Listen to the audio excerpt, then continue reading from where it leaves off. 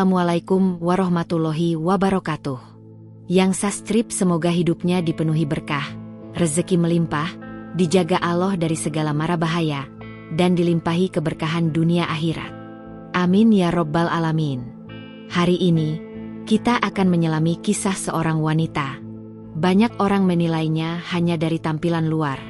Tapi sedikit yang tahu, kadang, tawa paling keras justru datang dari hati yang paling rapuh. Ini kisah tentang Lela, wanita bergaun glamor, berwajah cantik, bertabur pujian, tapi menyimpan rahasia luka yang dalam. Sebuah luka yang membawanya pada satu perjalanan, dari kegelapan dunia gemerlap menuju cahaya hidayah Allah Subhanahu wa Ta'ala. Malam itu, pesta ulang tahun Tania berlangsung megah. Kafe berkelas itu dipenuhi orang-orang berdandan glamor. Musik berdentum. Gelas-gelas tinggi berkilau di tangan para tamu. Tawa, candaan, selfie, dan aroma parfum mahal memenuhi udara. Di tengah keramaian itu, Lela melangkah masuk. Gaun merah marun membalut tubuhnya. Sepatu hak tingginya berderap pelan di lantai kayu. Semua mata menoleh.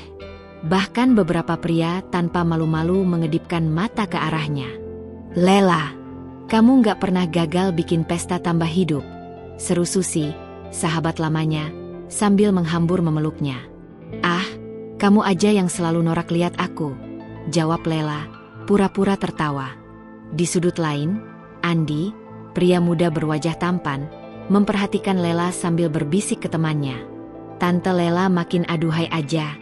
Coba deh, gue ajak kenalan serius malam ini." Lela menangkap tatapan itu. Ia tersenyum tipis.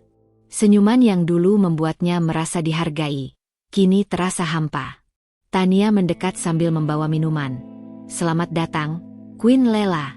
Udah kayak bintang malam ini. Nikmatin dong hidup, selagi bisa." Lela hanya mengangguk. Dalam hati, ia bertanya, "Benarkah ini yang disebut menikmati hidup? Kenapa aku malah merasa makin kosong setiap kali tertawa?" Saat pesta semakin ramai, Lela diam-diam pergi ke balkon kafe. Dari ketinggian lantai 3 itu, ia memandang lampu-lampu kota yang berkelap-kelip. Angin malam meniup rambut panjangnya. Gaun mahalnya berkibar pelan. Dalam sepi itu, tanpa sadar, air matanya menggenang. Bibirnya bergetar, membisikkan nama yang hampir ia lupakan sejak bertahun-tahun lalu. "Allah, aku capek." Kalimat itu keluar lirih dari bibirnya. Sebuah kejujuran yang selama ini ia kubur dalam-dalam. Di kejauhan, suara adzan Isya dari masjid kecil di seberang jalan terdengar sayup. Lela terdiam. Suara adzan itu seperti memanggil hatinya.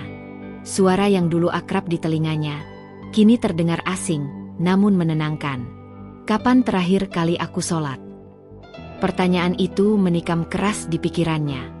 Dari belakang, suara Susi memanggil, "Lelaa, ayo balik. Andi mau kenalan tuh. Dia naksir berat, katanya mau ngajak kamu jalan-jalan ke Bali." Lela membalikkan badan. Ia tersenyum. Tapi kali ini, senyumnya getir. Dalam hatinya, ada sesuatu yang mulai retak. Malam itu, tanpa ada yang tahu, hati Lela mulai digerakkan Allah. Malam itu adalah malam yang akan mengubah jalan hidupnya, untuk selamanya. Setelah sekilas menahan air mata di balkon kafe, Lela mengusap wajahnya cepat-cepat. Ia kembali ke dalam, memakai senyuman palsunya. Lampu disko berwarna-warni menerpa wajahnya. Musik EDM bergema keras di telinga. Tapi semua itu terasa hambar. "Lela, ini Andi. Ganteng, kaya, single." "Hahaha," seru Tania sambil menggandeng tangan Andi ke hadapannya. Andi menyodorkan tangan sambil tersenyum menggoda. "Akhirnya bisa ketemu Tante Lela yang legendaris. Malam ini aku khusus datang buat Tante." Lela menyambut uluran tangan itu. Tangannya terasa dingin. Biasanya, godaan seperti ini adalah makanan sehari-harinya. Menggoda, bermain, dan menjadi primadona. Tapi malam ini, ada sesuatu yang menahan hatinya. Ada suara kecil di dalam diri yang membisikkan, Sampai kapan kamu mau main-main dengan hidupmu, Lela? Pertemuan di sudut sepi. Saat Andi mengajaknya ke sudut bar untuk berbicara lebih pribadi, Lela mengangguk, tapi dalam langkahnya, ia merasa berat. Andi mendekat, membisik. Aku serius mau kenal kamu lebih dalam, Le. Nggak sekadar senang-senang. Kamu beda. Ada aura kuat dalam diri kamu. Lela terdiam. Biasanya pujian seperti itu membuat hatinya berbunga. Tapi malam itu, yang ia rasakan justru takut. Takut terus terseret lebih jauh ke dunia kosong ini. Takut kehilangan kesempatan terakhirnya untuk kembali ke jalan yang benar. Di antara kerlap-kerlip lampu kafe, Lela merasa dunia di sekitarnya berputar lambat. Orang-orang tertawa, bersulang, berdansa. Tapi dalam pandangan batinnya, ia melihat bayangan dirinya, seorang wanita tua, sendirian, menyesal, menangis tanpa ada yang peduli. Ya Allah, jangan biarkan aku mati dalam keadaan begini. Doa itu lirih, tanpa suara. Tapi hatinya menangis kencang. Pilihan di depan mata. Tania dan Susi terus mendorong. Ayo dong, Le.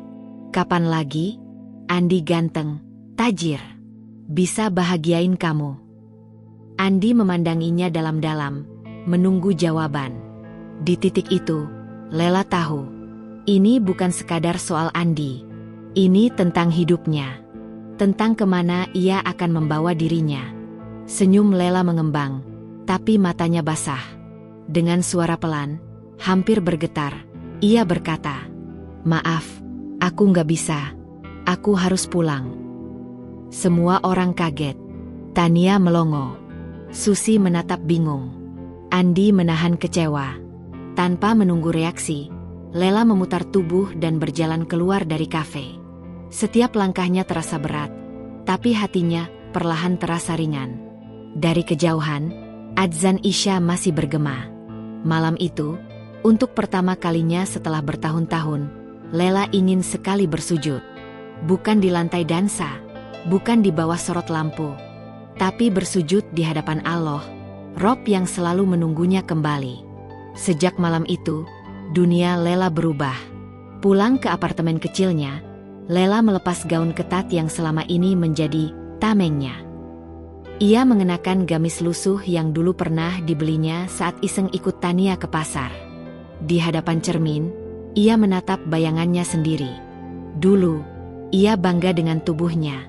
Kini, ia hanya melihat seorang wanita yang kehilangan arah. Lela menangis terseduh, sujud di atas karpet tipis. Allah, bimbing aku nggak kuat hidup seperti ini lagi. Malam itu, Lela merasakan ketenangan aneh yang belum pernah ia rasakan selama bertahun-tahun. Namun ketenangan itu tidak bertahan lama. Keesokan harinya, dunia lamanya menyerbu. Pagi-pagi sekali, ponselnya berdering bertubi-tubi. Grup WhatsApp, Sisters Forever, grup Tania, Susi, dan beberapa teman dugem lainnya, meledak dengan ajakan. Tania, Le, serius kemarin kamu pulang? Baru jam 11 malam. Loh, ada apa sih? Susi, hahaha, jangan-jangan Tante Lela lagi jatuh cinta beneran. Tania, malam ini wajib balas dendam, ya? Party di rooftop hotel bintang 5. Jangan bikin malu geng kita.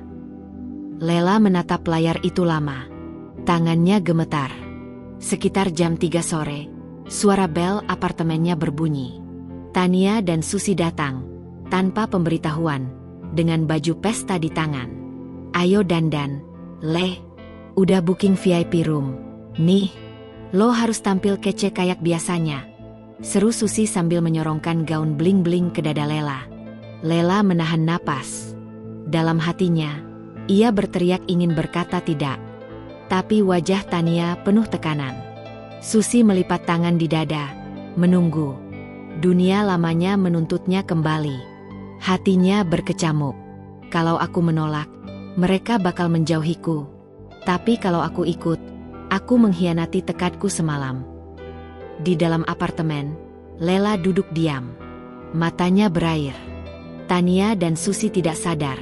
mengobrol riang, membahas pria-pria kaya yang akan datang malam ini. Di pojok ruangan, Lela mendengar adzan asyar berkumandang samar dari musola dekat apartemen. Suara adzan itu memanggilnya. Suara itu mengingatkannya pada satu hal. Hidup ini terlalu singkat untuk terus tenggelam dalam dosa. Dengan keberanian yang baru ia pupuk dari tangis semalam, Lela berdiri. "Aku nggak ikut," ucapnya lirih, tapi tegas. Tania membelalak. Susi mengernyit tak percaya. "Apa?" "Aku mau berubah." Kali ini, suaranya lebih keras, lebih yakin. Ruangan itu hening sejenak. Lalu, tawa mengejek meledak. "Hahaha, astagfirullah. Tante Lela mau tobat? Mau pakai kerudung, gitu?" Susi terkekeh sambil membanting gaun yang dibawanya ke sofa. Tania menggeleng-geleng kepala, menatap Lela seolah ia orang aneh. "Ya ampun, Le, kamu tuh terlalu cantik buat hidup kayak emak-emak pengajian. Lo mau buang hidup lo sia-sia." Lela menggenggam jemarinya erat-erat. Air matanya jatuh lagi, tapi kali ini bukan karena lemah. Ia menangis, karena ia tahu jalan yang dipilihnya akan sulit. Tapi lebih sulit lagi jika ia terus terjerumus. "Aku nggak mau mati dalam keadaan seperti ini," bisik Lela lirih. Tania dan Susi pergi dengan wajah kecewa dan penuh ejekan. Meninggalkan Lela sendiri, di ruang tamu sunyi, dengan hati yang tetap bulat. Namun, yang Lela tidak tahu, dunia lamanya belum menyerah. Andi, pria yang kemarin diperkenalkan padanya, diam-diam menyimpan ketertarikan yang lebih gelap. Ia tidak akan membiarkan Lela pergi semudah itu. Hari-hari setelah penolakan itu menjadi semakin berat untuk Lela. Tania dan Susi, yang dulu tertawa bersamanya di setiap pesta, kini berubah menjadi musuh dalam selimut. Mereka menyebarkan kabar buruk tentang Lela di grup dan lingkungan dugem mereka. Lela sekarang sok suci. Pura-pura tobat, padahal entar juga balik lagi kalau kepepet duit. Udah tua, makanya cari perhatian dengan drama religi. Kalimat-kalimat itu menyebar seperti virus, menusuk hati Lela yang baru mulai belajar berdiri. Suatu sore, saat Lela baru saja pulang dari musola kecil di dekat apartemen, ponselnya berbunyi. Sebuah pesan dari nomor tak dikenal. "Aku masih ingat matamu yang menggoda itu. Aku bisa membuat hidupmu lebih nyaman, asal kamu mau sedikit saja kembali. Aku, Andi." Lela tercekat. Andi, pria yang dikenalkan oleh Tania saat pesta itu. Wajahnya mendadak pucat. Pesan itu disusul dengan foto, tiket pesawat first class, perhiasan mahal, dan apartemen mewah. Semua itu ditawarkan hanya dengan satu syarat: Lela kembali ke dunia lamanya. Kembali menjadi boneka pelampiasan.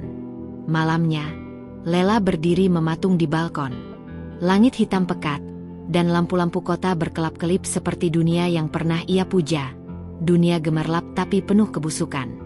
Di dalam hatinya, terjadi perang dahsyat. Sisi lelahnya berbisik, "Mungkin ini rezeki dari Allah? Siapa tahu ini ujian bentuk lain." Tapi sujud panjang di musola tadi mengingatkannya. Bukan semua yang berkilau adalah berkah. Lela menatap langit, berbisik, "Allah, kalau jalan ini sulit, tolong kuatkan aku. Aku takut gagal." Pagi berikutnya, puncak ujian itu datang. Saat hendak berangkat ke kios kecil tempatnya bekerja paruh waktu, Lela dikejutkan oleh suara keras di lorong apartemennya. "Itu dia, tuh, Tante Sok Suci." Tania dan Susi, bersama beberapa teman lain, sudah menunggunya. Di tangan mereka ada ponsel, siap merekam. "Ngapain sok jualan kerudung, Le? Mana ada orang kayak lo cocok dagangin gamis." Susi mencemooh, disambut tawa mereka. Seorang dari mereka bahkan mendorong kotak dagangan Lela hingga jatuh berserakan.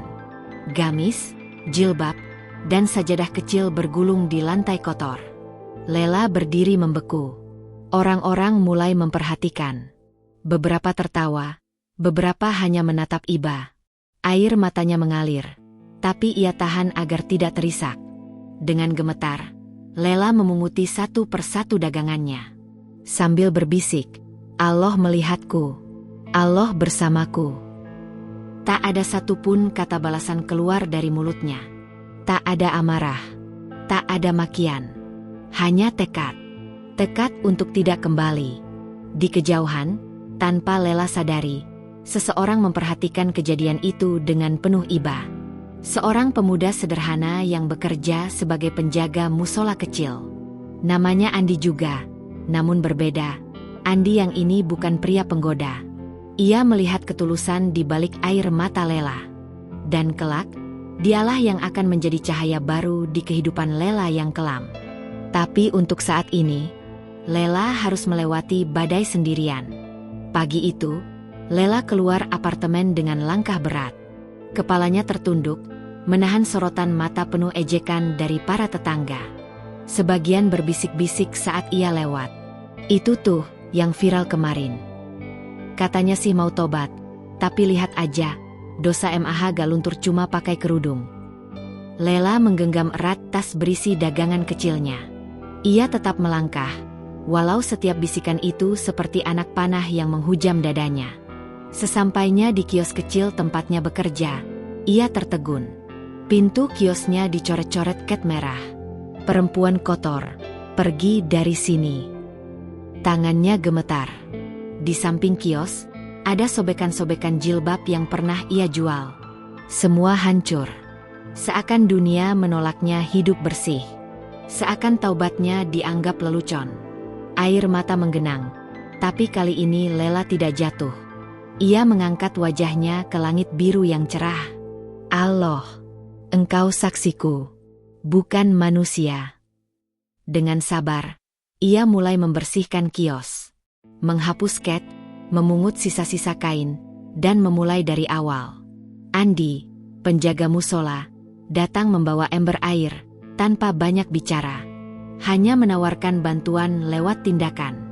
Mereka berdua membersihkan kotoran dunia dengan diam-diam, di bawah pengawasan mata-mata yang sinis. Tapi di dalam dada Lela, cahaya keyakinan perlahan mulai membesar. Sore itu, ujian berikutnya datang. Saat Lela hendak pulang, seorang pria asing menghadangnya. Rambut klimis, pakaian rapi, mobil mewah terparkir tak jauh dari sana. Wajahnya mengingatkan Lela pada malam-malam lamanya. Dia adalah salah satu pelanggan tetap dari masa kelam itu. Pria itu menyeringai. Masih jualan recehan kayak gini, Le? Sayang banget. Padahal aku bisa kasih kamu apartemen baru. Cukup temani aku beberapa malam, kayak dulu. Lela menahan nafas.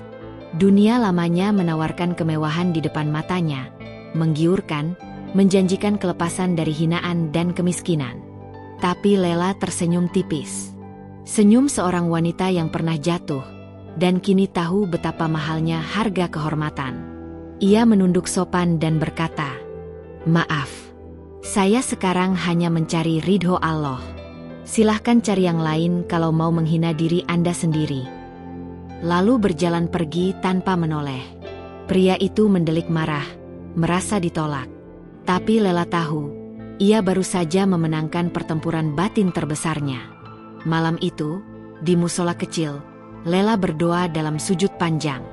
Sementara di luar sana, badai fitnah, hujatan, dan godaan masih berhembus. Namun di dalam hatinya, ada kekuatan baru.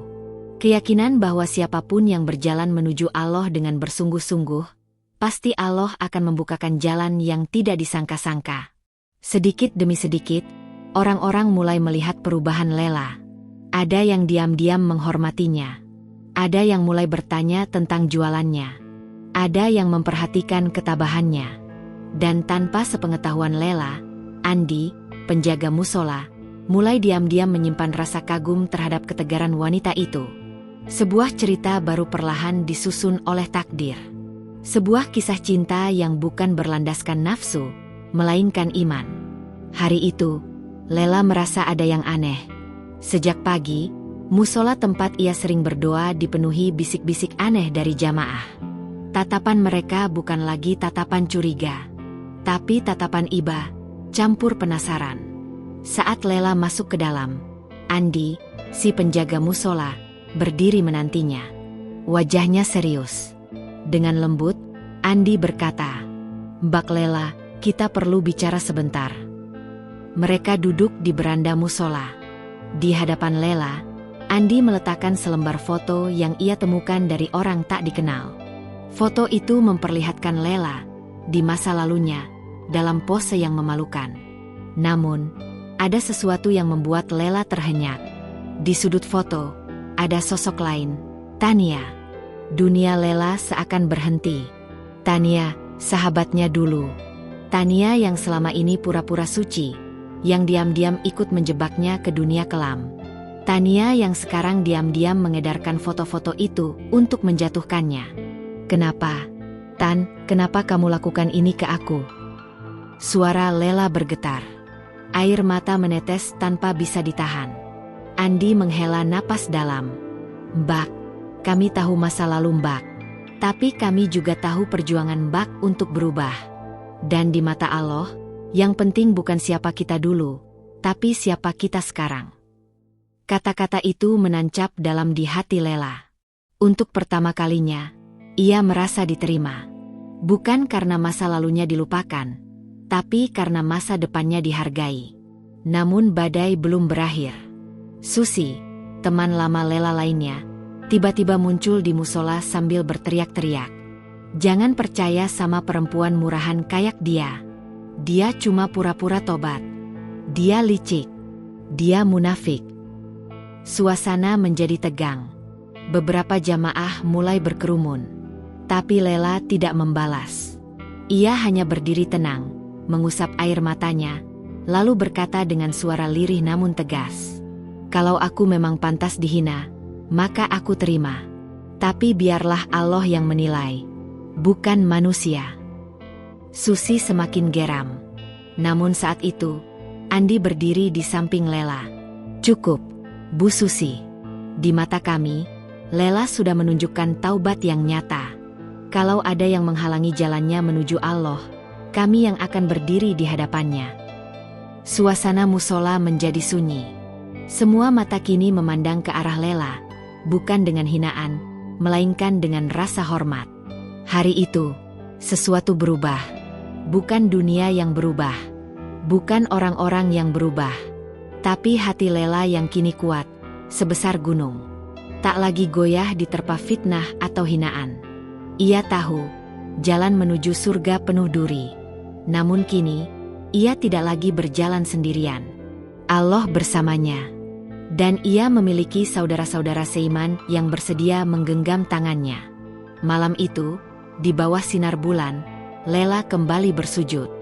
Bukan lagi sujud penuh air mata penyesalan, tapi sujud penuh rasa syukur.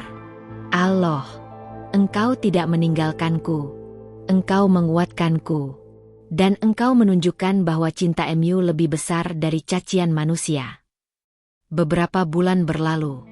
Waktu berjalan lambat, tapi perubahan besar mulai terasa dalam hidup Lela. Ia kini dipercaya mengelola kios kecil di depan musola, menjual perlengkapan ibadah. Mukena, sajadah, minyak wangi, dan Al-Quran. Setiap pembeli yang datang, Lela sambut dengan senyuman hangat, senyum seorang wanita yang telah berdamai dengan masa lalunya. Tak jarang, perempuan-perempuan muda datang, curhat kepadanya. Mereka melihat ketegaran Lela, dan menemukan kekuatan dalam kisahnya. Suatu sore, saat kios hampir tutup, Andi datang membawa 2 cangkir teh hangat. Ia meletakkannya di meja kecil di samping kios. Lela tersenyum, menerima teh itu. Tanpa banyak basa-basi, Andi mengusap tenggorokannya dan berkata pelan, "Mbak Lela, selama ini saya melihat perjuangan Mbak. Saya kagum, dan saya ingin menemani Mbak berjalan di jalan ini sampai ke surga." Suasana mendadak hening. Angin sore berhembus lembut. Lela terdiam, menunduk malu. Tak pernah ia membayangkan ada seseorang yang mau menerimanya, bukan karena masa lalunya, tapi karena imannya. Air mata jatuh di sudut matanya. "Kalau itu memang jalan dari Allah, saya ikhlas, Mas Andi," jawabnya perlahan. Beberapa minggu kemudian, sebuah acara sederhana digelar di musola. Tanpa pesta mewah, tanpa gaun indah, hanya akad sederhana di bawah atap rumah Allah. Lela mengenakan kerudung putih polos. Wajahnya bercahaya, jauh lebih indah daripada saat ia dulu bergelimang dunia fana. Dan Andi, dengan mata berbinar, mengucapkan ijab kabul dengan mantap. Saya terima nikahnya Lela binti Sulaiman dengan mas kawin seperangkat alat sholat, dibayar tunai. Air mata kebahagiaan mengalir dari mata Lela. Bukan lagi air mata penyesalan. Bukan lagi air mata luka. Tapi air mata kemenangan. Kemenangan seorang wanita yang pernah jatuh sedalam-dalamnya, namun mampu bangkit setinggi-tingginya. Setelah akad, Lela berdoa dalam hati. Allah, Engkau tutupi aibku, Engkau kuatkan kakiku, Engkau kirimkan cinta yang halal untukku. Tak cukup kata untuk memuji MU. Hanya sujudku yang bisa mengungkapkan rasa syukurku. Kisah Lela adalah kisah tentang luka, tentang kegelapan, tentang kejatuhan. Tapi lebih dari itu, ini adalah kisah tentang cahaya. Karena di balik gaun seksi Tante Girang, ada luka yang dalam. Dan di balik luka itu, ada secercah cahaya hidayah dari Allah yang lebih indah dari dunia dan seisinya.